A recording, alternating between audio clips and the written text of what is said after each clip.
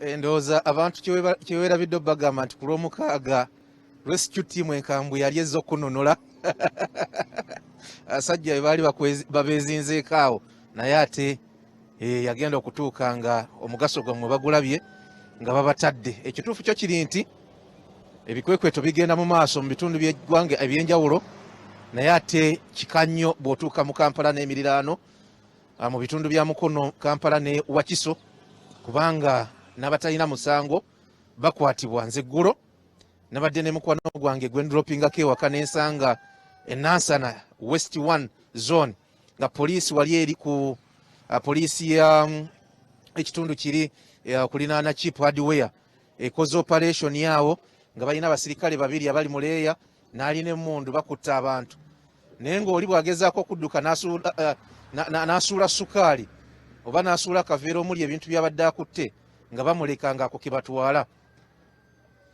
Nabagoberedde okumala akaseera mu ngeri yange, babadde n'abantu nga 20, naye baddiddeyo ku poliisi nga tebalina n'omu.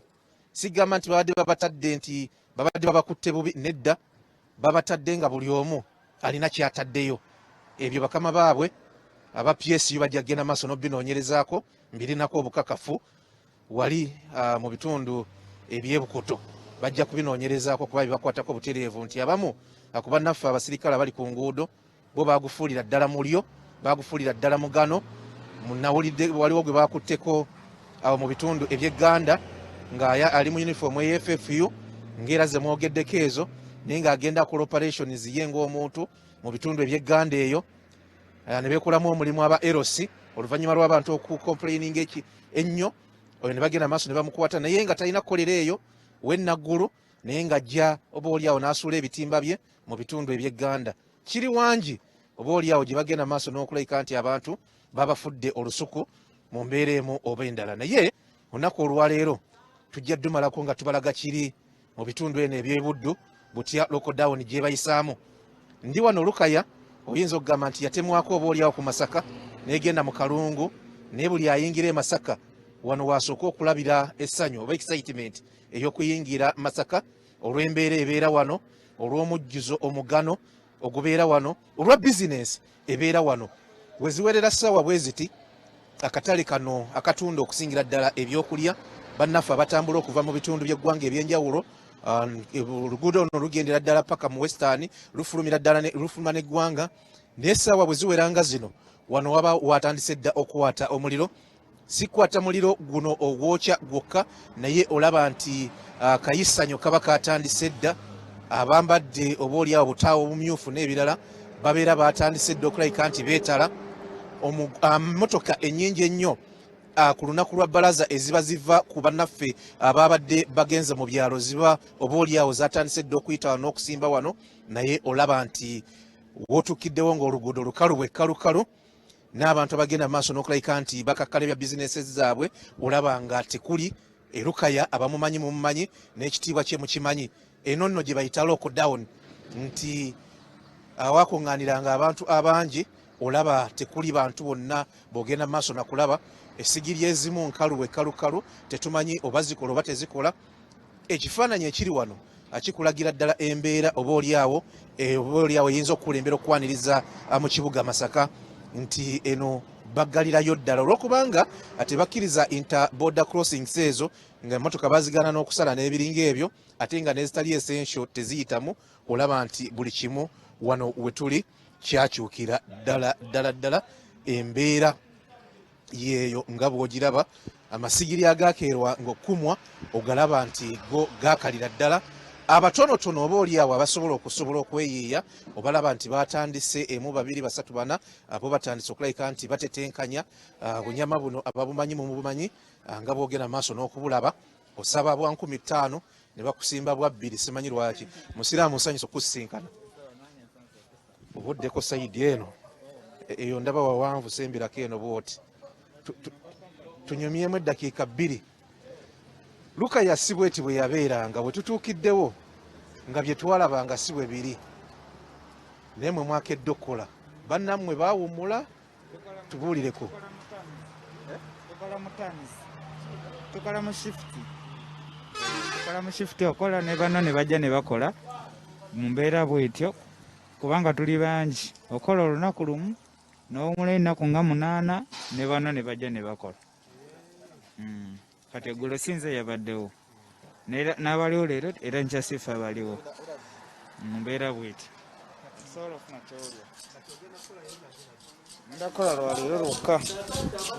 Ngenda kukola olwaleero lwokka. Bakolera ku nguudo, bakolera ebintu babijja mu maduuka. Kuba luli ab'amaduuka baali balina abakozi nga 4 5 naye kati ow'edduuka bamulekera omukozi omu tusobole okukendeera. Ennyama gy'oyokya kati oyokya kyenkanawa okusinziira ku baguzi kuba neeno ndaba oba yasuzeewo simanyi. Kati okusinziira luli twali twokya embuzi zaali okusinziira nga twayokyanga embuzi wakati we 2 ne 3 naye kati olina okwokya akabuzi kamu naye era nga katono sakidala tekaggwawo n'otakola ki ennyama neetaba nnyingi nyinza okudda nzira nga wayise ennaku 8. Okola olunaku lumu zokoze olumu n'ogenda n'ozikozesa mu nnaku 8 n'okomawo. Ate oba kati ate era mba nyina ne banno baba balina okukola. Bannaffe abatulaba ndowooza ekyo mukiwulidde. Vice Chairperson oba yalazeewa. Tujja kuddako ndowooza eno. Tujja kuddako eno. Olw'omuliro omungi twogereko ne Chairperson ono kubanga akola olunaku lumu nadda nga wayiseewo ennaku 8. Maama nsanyusa okulaba. Tuli butereevu ku Salt TV. Lukaya kyekifo buli omu kyenyumirizangamu ng'era bw'obeera ne famire okugiyisa wano nga tokyamye Lukaya obanga atagenze Masaka naye kati galinga matongo okutwaliza awamu okusinziira nga butwabanga. Amannya nze nina Matoki Sauda ndi Chairperson wa Road Toll Market wakana akatale naye tuli mbuzibu bw'amaanyi, tuli mu buyinike ku lwa COVID olw'obulwadde obwajja ne kituufu nga nti obulwadde bwajja tukole batono olw'okusinza nti twagala bulamu naye kati tukolera mu Swift tukolera mu department ya Gonja naye tukola ennaku 3 tufuna akatundu tuleeta ensawo emu tugigaba n'abantu 2 tunakola ennaku 3 ate ne bannaffe ne bajja tulabe nti tufunaako okulya. Ekimu ku bintu byendabye wano kiri kyakuyiga eri ebifo ebirala naddala ng'obutale buno ebyo abayisulirayo gwa Nagamba ne batatuukiriza kino. Kampala tekiri nnyo bwe kiti mu butale nti shift season tezaakomezebwawo nnyo kiri awo era bw'otuuka mu katale nga kano e Kampala waliwo enjawulo y'amaanyi naye abasuubuzi mwe mwasobola mutyo bakonvisinga ne basigala ewaka naye nga bemulaba ku Salt TV ate bw'olaba e Kampala ng'obutale bukubyeko buti. Sebo futwa okusinzira ku director waffe nanyini katale kano yasalawo n'agamba nti ffe nga ba chairman tulina okubeerawo nga ffe situwummula tulina okubeerawo ne tulaba nga abaana bazze nga bangi butuufu nga ze asabe ku munne ekyokulya omugamba komedi chairman n'akiweereza chairman n'akimutwalira ayambe ku munne oba amuwaddeyo 2,000 n'amuwayo 2,000 naye nga situkwagala mu katale kulwokuba abantu bangi ne tukulaba emmotoka ng'eringa eyimiridde tukukiriza nti woba olina ennyama genda ku ddirisa limu owa Gonja agende ku ddala ukaba nga akamotoka katini tukirizaako abantu 2 bokka tubabeera mu ddirisa limu ku mmotoka emu. Esebo kati muguza baani kubanga n'okutambula motoka tezitambula kiri awo eno. Sebo tufuna kachance kati nga emmotoka bweyimiridde nimugigendako nolaba nga baguze naye situtunda tuli awo tutunda wabula kubeezaawo bulamu. Esebo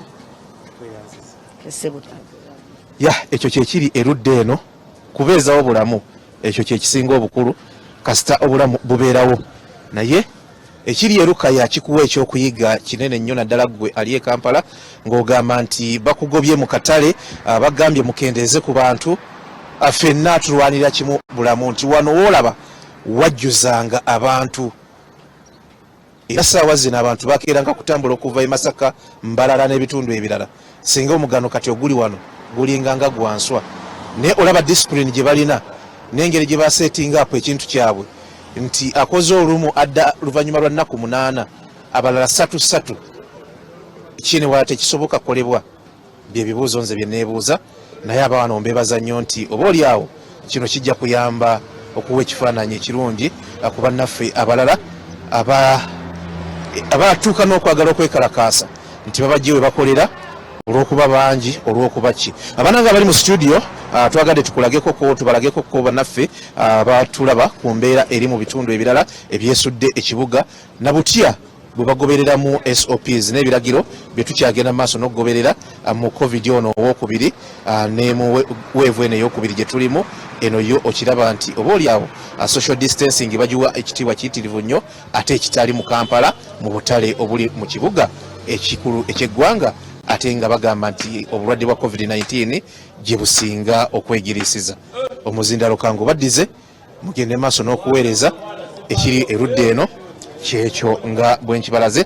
Muhammad Wamala ne Apollo Nzeka mbaddiza omuzindalo neyongeddeyo ebirala tujja kudda nabyo gye bujjako eyo katono. Twenzanye Robert